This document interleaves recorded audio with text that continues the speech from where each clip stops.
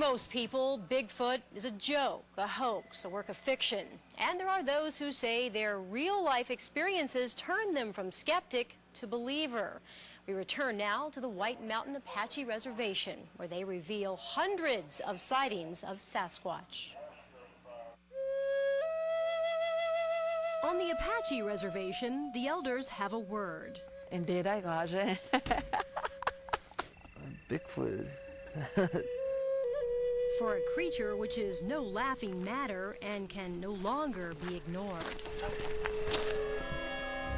These creatures have been coming down, knocking on people's doors, on their windows, okay? Scaring the hell out of them. It was shaggy, and it was, going something like this. It was something like that. And it was keeping up with my car. Could feel like something was watching me. Could smell it. Pay attention to the soft ground. The story sent Tom Biscardi and his team of Bigfoot hunters out into the dark and dense woods of the White Mountains, with tension and hopes running high. We'll go out to a new location. Now, we know that last night there was another sighting, and I'm asking for those people to come forward because we want to go out there with you in tow, set up our cameras, our trail trip cameras. We'll use our infrared, our thermal imaging, and we'll send the trackers out, and you'll see it as we see it firsthand. This camera is now in action. While motion-sensitive cameras await movement in the dark, the crew from searchingforbigfoot.com turns to sound to lure the creatures closer. 3 different ways that these things communicate. Vocalizations, whooping sounds, a sound like a primate would use, like a gorilla would use.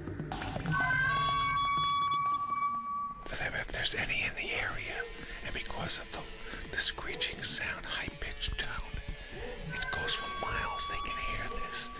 Therefore, they know there's others in the area, and they'll respond back. But the screeches are met only with silence.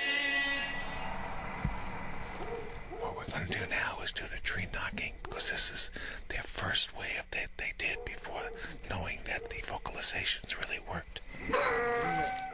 Tree knocking only brings the sound of dogs barking in the distance. A last effort is one Francis Grimes witnessed firsthand. And it picks up these rocks and it starts clacking them together for about 30 minutes. And my mom said, it's a sacred thing that if you go into a canyon or something, you're supposed to do that to let all the animals know that you're coming in peace and you don't mean no harm or nothing.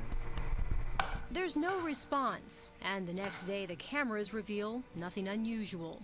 There is, however, evidence collected. Hair samples plucked from a fence and stored, for now, in a plastic bag until testing can be done.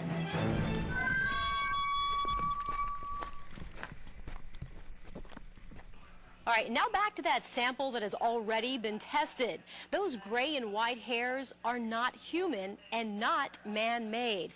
The DPS Crime Lab found them to be animal in origin, but no one knows what kind. The State Game and Fish Department is not currently investigating these sightings. For lots more on this story, the Apache Tribe and Tom Biscardi's group, you can visit our website, azfamily.com.